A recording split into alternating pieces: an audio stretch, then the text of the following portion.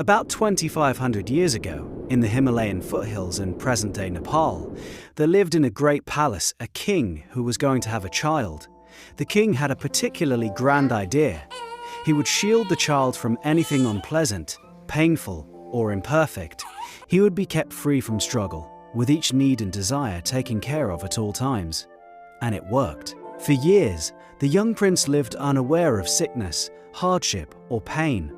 But the more perfect his world became, the more empty he felt. Nothing satisfied him and nothing held meaning.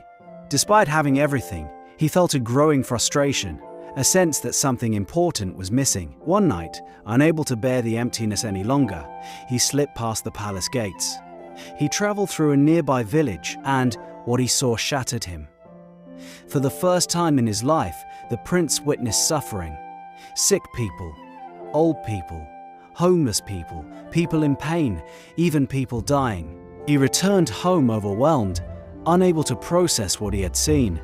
His world of luxury felt fake, almost cruel, and he blamed his father, the very person who tried to protect him, for hiding the truth of human life. So the prince made a drastic choice. He left everything, not just the palace, but his wealth, his identity, even his family. He chose a life of extreme self-denial, wandering the streets, starving himself, and begging for scraps. Years passed, but enlightenment never came. He realized that suffering for the sake of suffering was just as meaningless as pleasure for the sake of pleasure. Pain without purpose held no wisdom. Confused and exhausted, he abandoned both extremes, luxury and self-torture, and sat beneath a tree by a river.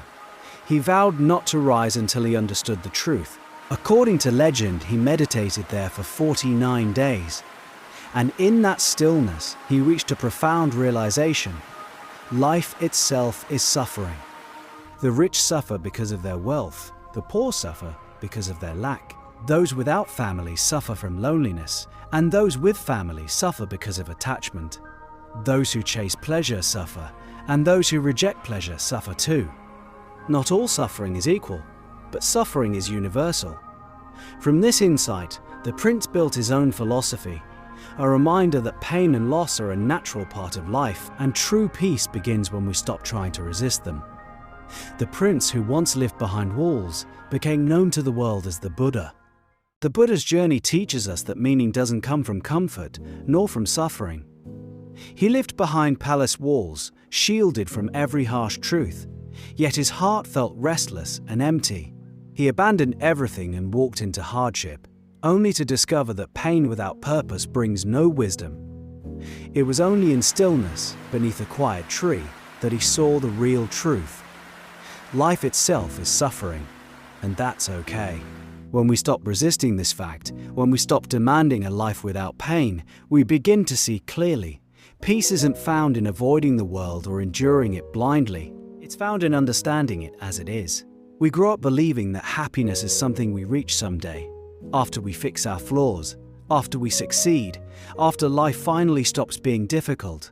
But psychology shows the opposite is true. Life never stops presenting problems.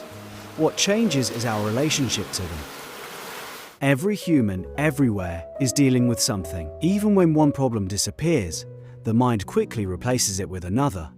You pay off your debts, then you worry about your future. You find a partner, then you worry about losing them.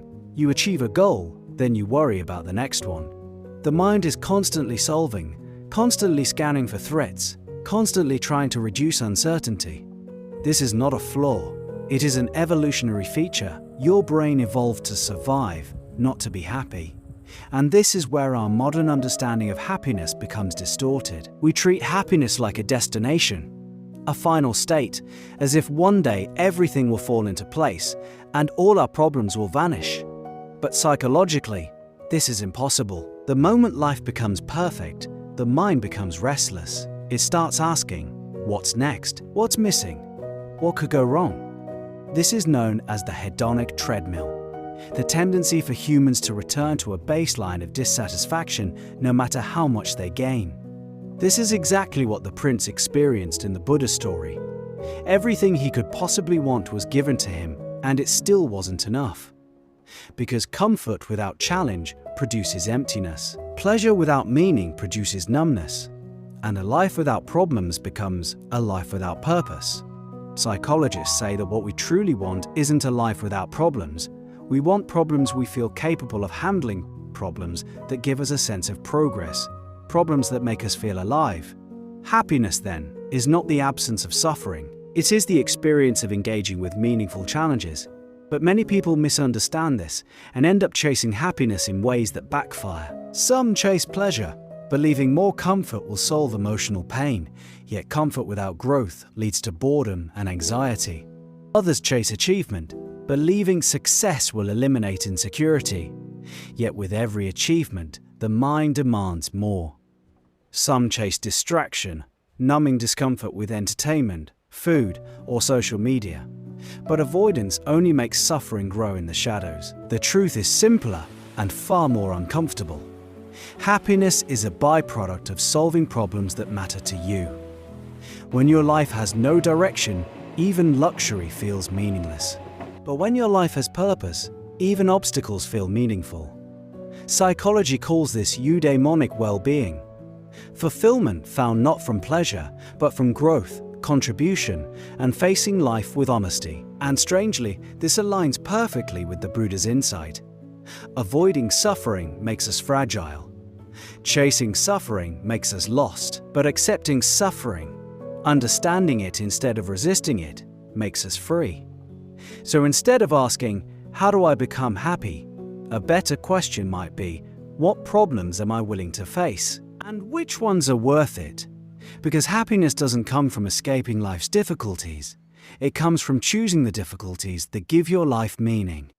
Life is full of problems. That's unavoidable. Suffering is inevitable. Every human being will experience loss, failure, disappointment, and pain. The question isn't whether you will suffer, it's what you will suffer for. Many of us waste our energy on struggles that don't matter. We chase things that seem urgent but aren't important. Social approval, comfort, distraction, or perfection. We resist pain, fight it, avoid it, or try to numb it. And yet, the more we avoid, the more it controls us. Pain that is unchosen feels heavy, meaningless, and endless. But there is another way. There is a way to choose your struggles. This doesn't mean life will be easier. It doesn't mean pain disappears. It means you accept that difficulty is inevitable, and instead of letting life's problems dictate your suffering, you decide which challenges are worth your energy, time, and attention. Choosing your struggle is about alignment. Ask yourself, what matters to me?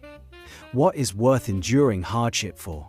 It could be learning a skill that stretches your limits, building a meaningful relationship, developing self-discipline, or facing a fear that has held you back. These struggles come with discomfort, yes, but they also come with growth, clarity, and purpose.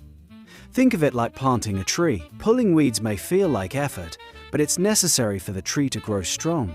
Choosing your struggle is like planting a tree of your own values. You endure the labor, the dirt, the discomfort, because in the end, you gain shade, fruit, and strength. The Buddha understood this. He experienced the extremes of comfort and self-denial. Neither brought fulfillment.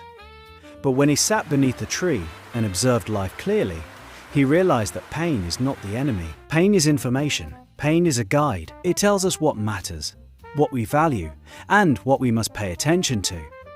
Mark Manson calls this the art of choosing your problems. Life will give you challenges no matter what. The key is deciding which ones are yours to carry. When you take ownership of your struggles, suffering transforms.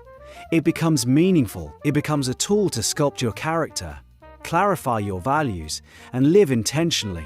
Stop asking, how can I avoid pain? Start asking, which struggles am I willing to face and why? Because the struggles you choose define your life far more than the ones imposed on you. Choose wisely, choose deliberately, and in choosing, you reclaim your power. Pain will still exist, but now it serves you instead of controlling you.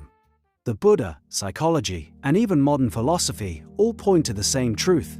Life is defined by the struggles we choose and the meaning we create through them. Who you become is not shaped by comfort, luck, or ease. It's shaped by what you're willing to work for, endure, and engage with fully.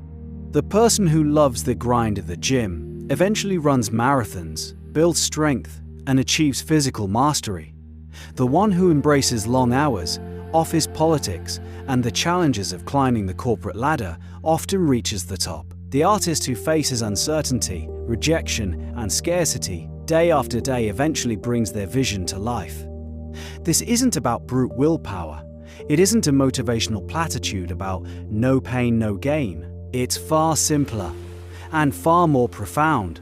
Our struggles shape our growth, and the problems we take on determine the lives we build. Every challenge you choose feeds into the next one. Every problem solved leads to a slightly bigger, slightly better problem. It's an endless upward spiral, and the point isn't a final destination. The point is the climb itself. The joy, the meaning, the growth. All of it is found in the deliberate act of facing life's challenges, embracing your chosen struggles, and moving forward, step by step. Because in the end, happiness isn't waiting at the top. It lives in the path you choose to walk, and in the struggles you decide are worth carrying.